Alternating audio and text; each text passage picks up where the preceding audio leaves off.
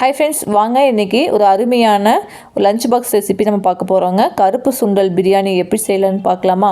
வாங்க வீடியோக்குள்ளே போகலாம். வெல்கம் டு டென்மி குக்கிங். இப்போ நான் எடுத்துக்க அரிசி பாஸ்மதி ரைஸுங்க. பிரியாணி ரைஸு இல்லைன்னா சாப்பாட்டு அரிசியில் நம்ம செஞ்சுக்கலாம். இந்த சுண்டல் பிரியாணிங்க டேஸ்ட் நல்லா தான் இருக்கும்.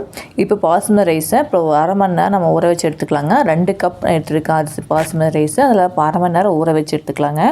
இப்போ தக்காளி மட்டும் நம்ம அரைச்சி எடுத்துக்க போகிறோம். இப்போ 2 தக்காளியை அரைச்சி நம்ம பேஸ்ட் மாதிரி அரைச்சி எடுத்து வச்சுக்கலாங்க. அதுக்கப்புறம் நைட்டு ஃபுல்லாக நான் ஊற வச்சுருக்கேன் சுண்டல், கருப்பு சுண்டல். நீங்கள் ஒரு 8 மணி நேரம் நல்லா ஊற வச்சு எடுத்துக்கோங்க.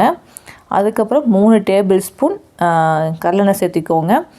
3 பிரிஞ்சி இலை, ஒரு அன்னாச்சி பூ, ஏலக்காய் போட்டு பொரிஞ்சு வந்ததுக்கப்புறம் பெரிய வெங்காயம் 2 எடுத்துக்கோங்க. ஒரு பச்சை மிளகாய், காட்டுக்கு ஏற்ற மாதிரி பச்சை மிளகாய் போட்டுக்கோங்க. இப்போ வெங்காயம் நல்லா வதங்காத பிரியாணி டேஸ்ட் நல்லா இருக்குங்க. இப்போ வெங்காயம் நல்லா வதங்கி வந்ததுக்கப்புறம் 2 தக்காளி பேஸ்ட்டு உள்ளே சேர்த்திக்கலாம். இப்போ அந்த தக்காளியோட பச்சை வாசனை போகிற வரைக்கும் நல்லா வதக்கிக்கலாங்க.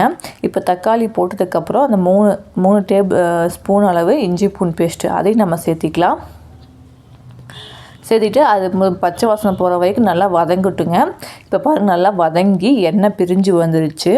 இப்போ இது கூட ஒரு கைப்பிடி அளவு கொத்தமல்லி தழை, புதினா தழை நம்ம சேர்த்திக்கலாம். அதையும் நல்லா இப்போ நல்லா வதங்கி வரட்டுங்க. சூப்பர், இப்போ பாருங்கள் சூப்பராக நல்லா வதங்கி வந்துடுச்சு. இப்போ இது கூட பிரியாணி மசாலா சேர்த்திக்கலாம். பிரியாணி மசாலா ஆல்ரெடி வீடியோ போட்டிருக்கேன். பார்க்காதவங்க பிரியாணி மசாலா பொடி எப்படி செய்யறதுன்னு பார்த்துக்கோங்க. நான் டிஸ்கிரிப்ஷனில் வீடியோ கொடுக்குறேன்.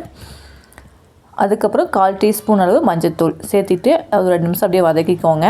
இப்போ வதக்கினதுக்கப்புறம் இப்போ தண்ணி சேர்த்திக்கலாம். இப்போ பாஸ்மதி ரைஸ் 2 கப் எடுத்துருக்கேன். அதுக்கு 3.5 கப் நான் தண்ணி சேர்த்திருக்கேங்க. ஏன்னா சுண்டலும் நம்ம போடுறோம் அப்படிங்கிறனால ஒரு அரை கப் நம்ம தண்ணி சேர்த்து எடுக்க போகிறோம்.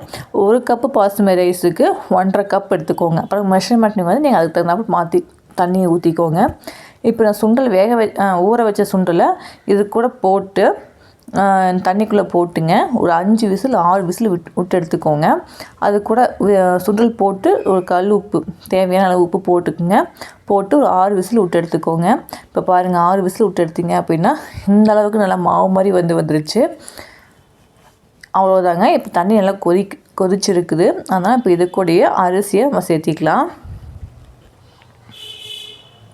அரிசி சேர்த்திட்டு அந்த தண்ணியும் அரிசியும் சம அளவு வரும். அந்த அளவு வரப்போ நம்ம மூடி வச்சுக்கலாங்க. உப்பு பார்த்துக்கோங்க, கரெக்டாக இருந்துச்சு அப்படின்னா விட்டுருங்க, இல்லைன்னா உப்பு கொஞ்சம் சேர்த்திக்கோங்க. அதுக்கப்புறம் எலுமிச்சை மசாலா சேர்த்திக்கலாம். கடைசியில் எலுமிச்சை மசாலா சேர்த்திக்கோங்க. எலுமிச்சை மலை இல்லாதவங்க 2 ஸ்பூன் அளவு புளிப்பில்லா தயிராக பார்த்து சேர்த்திக்கோங்க.